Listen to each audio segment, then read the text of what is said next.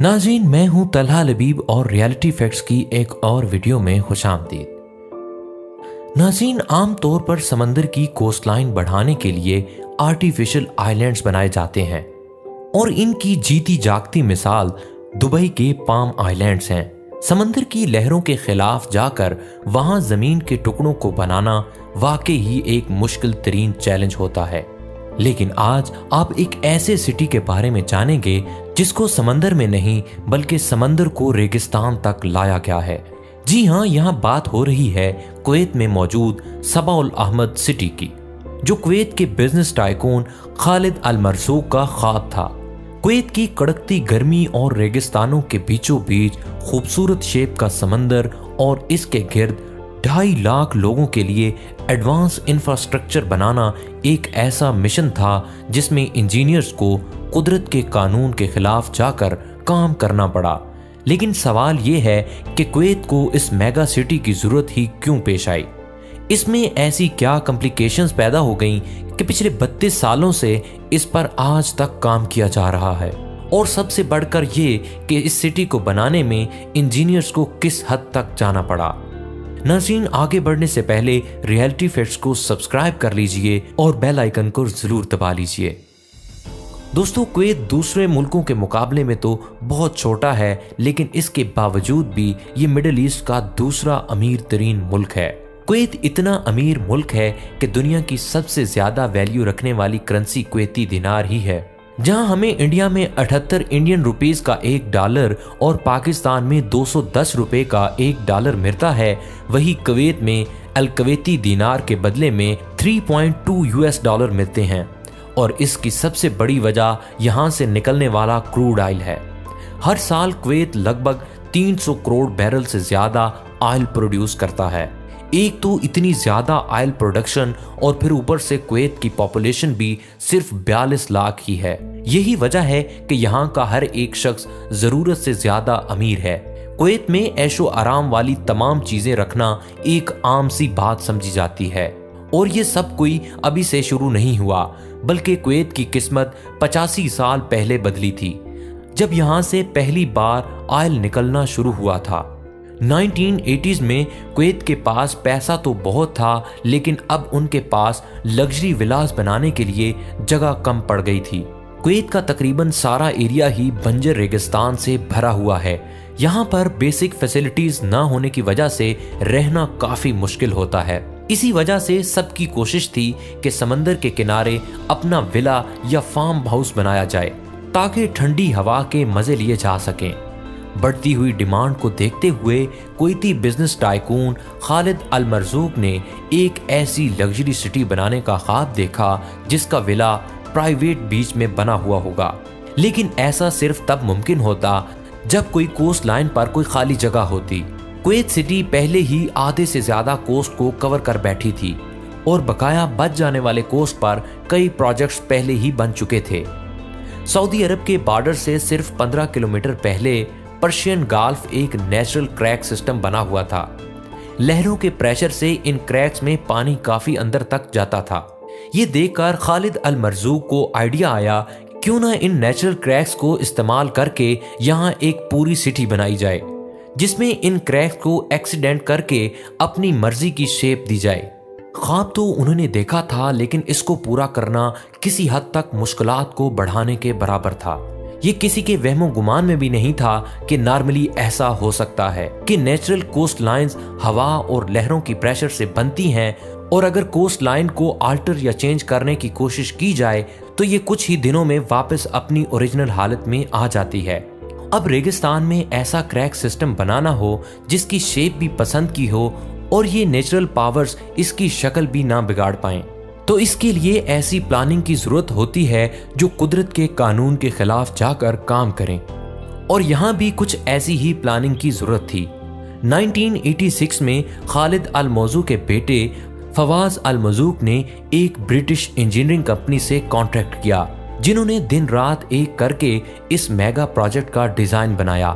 Naturally यहाँ सिर्फ 2 title cracks थीं, लेकिन 2 क्रैक्स मजीद बनाने का फैसला किया गया कौन सी क्रैक कहां से निकलेगी, इस पर हवा और लहरों का कितना प्रेशर होगा, ये सारी कैलकुलेशंस करके जिन क्रैक्स पर पानी का ज्यादा प्रेशर था उनको स्प्लिट करके एक डिजाइन बनाया गया।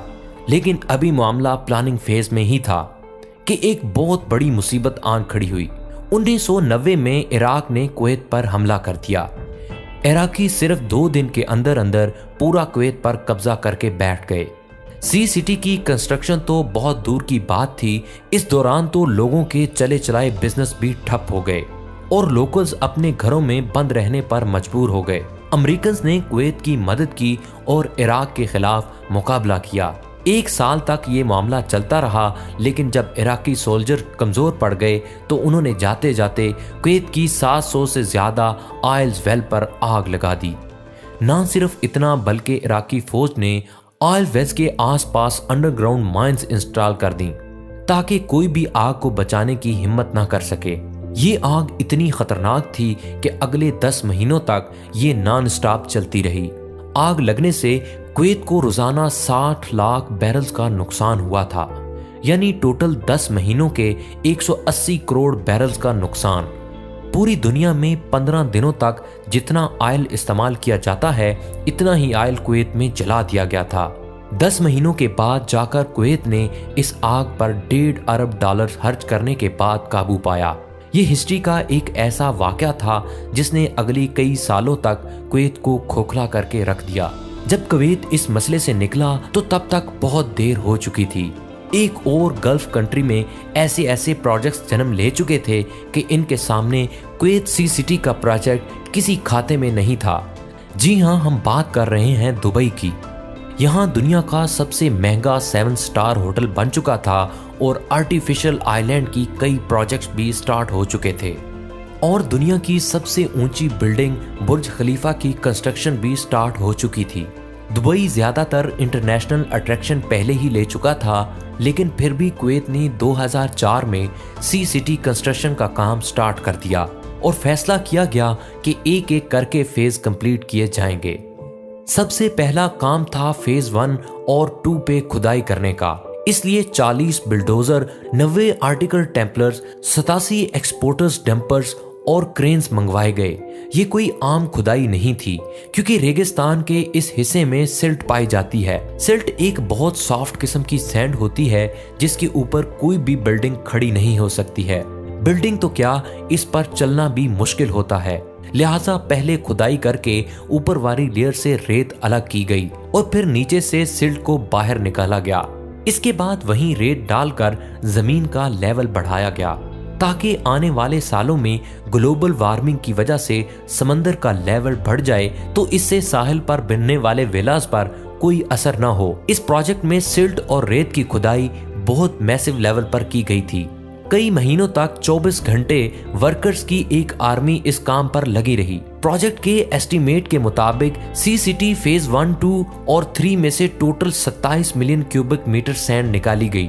ये इतनी ज्यादा रेत थी कि इससे अहमदाबाद में वाक़ई दुनिया का सबसे बड़ा क्रिकेट स्टेडियम 20 मरतबा भरा जा सकता है। रेत से लेवल तो इंक्रीज हो गया था, लेकिन इसको अब कंप्रेस करने का वक्त आ चुका था, क्योंकि ये रेत फिलहाल बहुत लूज थी और किसी भी बिल्डिंग की फाउंडेशन को बर्दाश्त नहीं कर पाएगी। कंप्रेशन के लिए क्रेन से 15,000 केजी का वेट जमीन पर गिराया जाता। जिस जगह पर लोड गिरता वहां एक बहुत बड़ा खड्डा बन जाता था। एक दिन में 1200 मरतबा 15 टन का ये वजन जब जमीन पर गिराया जाता तो कुछ ऐसा मंजर देखने को मिलता था। बाकी सब चीजें तो अपनी जगह, लेकिन एक मसला ऐसा था जिसका डर अंदर ही अंदर सबको खाए जा रहा था। इन आर्टिफिशियल क्रैक्स में जब समंदर का पानी डाला जाएगा तो क्या ये पानी नेचुरल तौर पर फ्लो करेगा भी कि नहीं। अगर पानी वक्त पर चेंज ना हुआ तो इसमें फंगस पैदा हो जाएगा और बदबूदार पानी इस प्रोजेक्ट को बुरी तरह से फेल भी कर सकता है। इससे निपटने के लिए टाइडल गेट्स इंस्टॉल